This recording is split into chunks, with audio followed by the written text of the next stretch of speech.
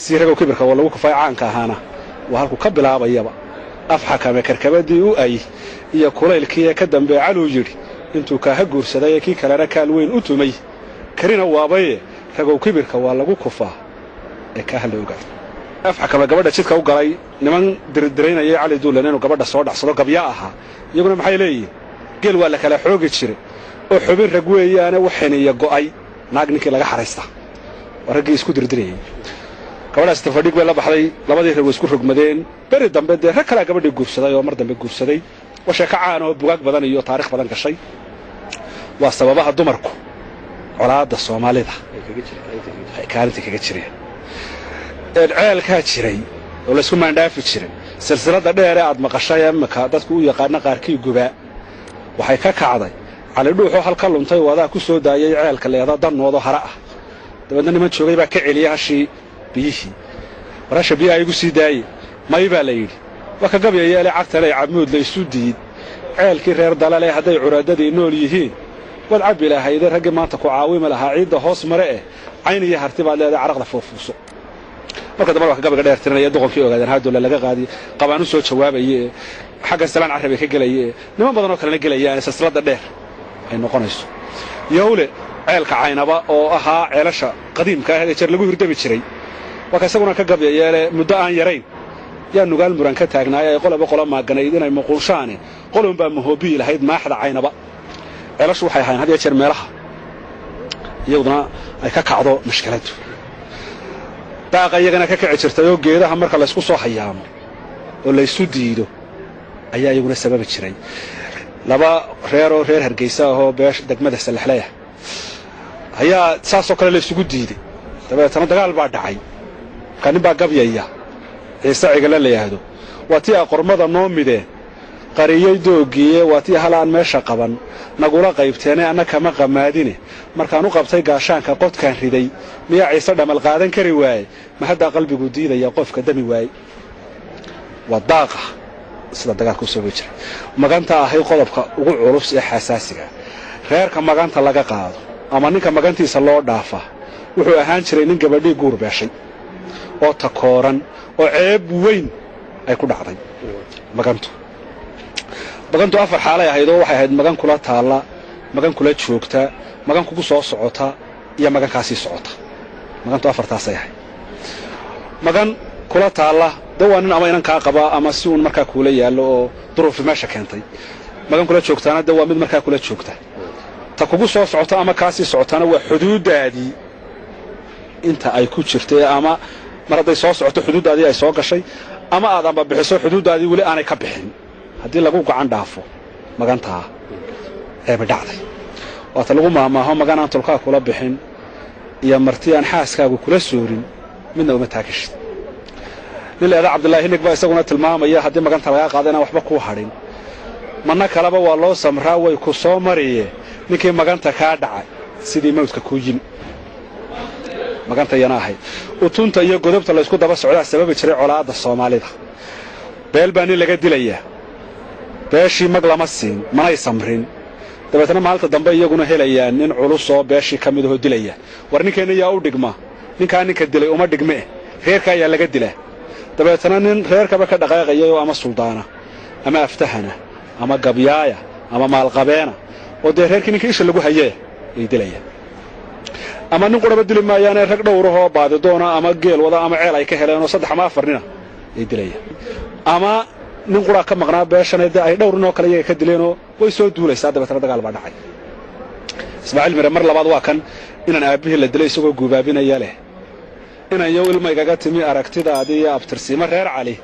hadii eebba kugu raacshay ararsame cid ku xigo naflu kala ayaan roone annahaatan odayoobay oo anafadii daayay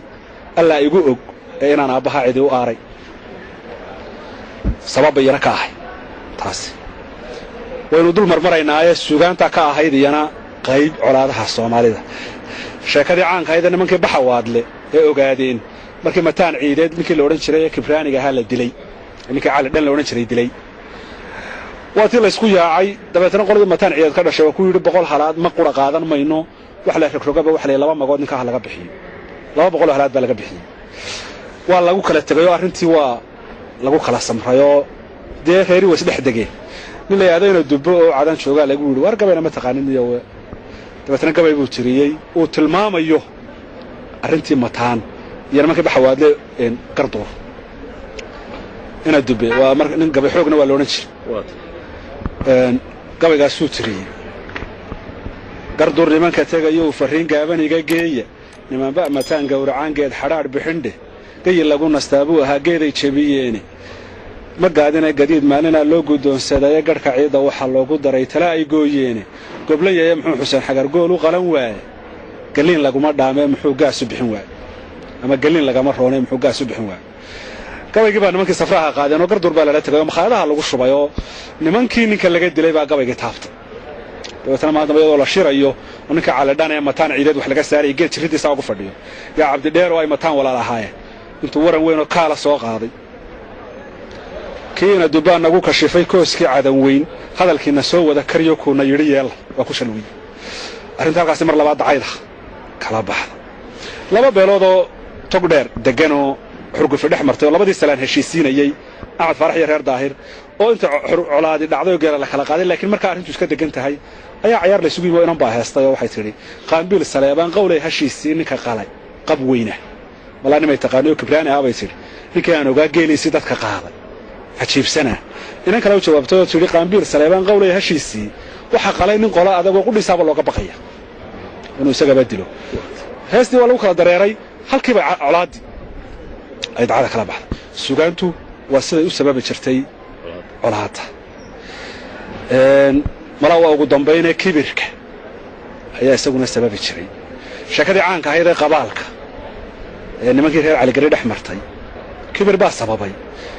Umar ajiyo in aadan galayda oo dad la og yahay ayaa qabaal isagoo xoolo ku waraabsanaya ninka waa isku reeriyihiin ay safdhaafeen wala qabaalkana kaaga soo horreeyaan adigu wala safdhaafo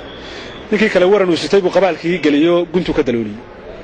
Umar ajina amla yustiis ka soo gooyo ninkii buu wadnaa ugu riday dabeetana waa la kala tagay ninka halkay ku dhintay waa la kala tagay labadii reer bay soo baxay waxa la yiraahdaa arrinta aan nabadgelyo ku dhamayno ninka Umar dilay magtiisa hala bixiyo waxa la yiraahdaa galeen waa ninka Ibraaniyo geel ka helimayna maxaynu yeelaa jilibkiisa baa yiri waxa la yiraahdaa 99 kala aan bixinay hal qura'uun isaga ka soo irino aadan galeen kun halaad buu leeyahay markaa geel baa la saaro aadan galeen oo ku maqan doolo yaa la hal sugo aadan galeen baa yimi markii baa loo shir qabtay waxa la aadan oo waa ku sugayn inaan kaaga inuu nin dilayna magtiina anaga qaybsano 99 kala anaga bixinay hal qura ku qabatay sidee nimankii wax laga dilay aanu ana marka aadan galeen hashaasba waa laga wada waata wuxuu waa idin sugaynay waa ku sugaynay waxaan idin ka idhi waa sugaysana armaan idin ka dara inaan kaaga nin buu dilayna waxaan idin ka idhi inaan kaagu hadduu baqayo muxuu rag isugu leeynay oo doonanay geelaaga halba qabatana waxaan idin ka idhi geelaygu maanta hal lagu daro mooyo hal laga bixiyo uma baahna ha waa lagu kala dhaqaaqay Umar ajiyo dee baadidoona baa la helay nimankii heleeno waa dileen waa ka dardaarmayay aabay waxa ku tiraadar maanta aanu shishlaayo kaalay qalo walaalkay waxa ku tiraadar hilibkaaga ma cunaan hilibkayga ha cun in adeerkay waxa ku tiraadar kaama seexdanay waxa dardaaranka Umar aji bixinaya adigu labadii col aakhirka was galeen aadan galeen waa aakhirka lagu dilayo dagaalkii isagoo waran qabo oo xiiqle baa la soo dul joogsanayaayo ninkii boos laaw soo dul joogsanayaayo aadan uu balwaran dabeetana wuxuu onayaa markii aan nafta hayayna talaanan hayn waa kan salaan gabaygiisii dadaal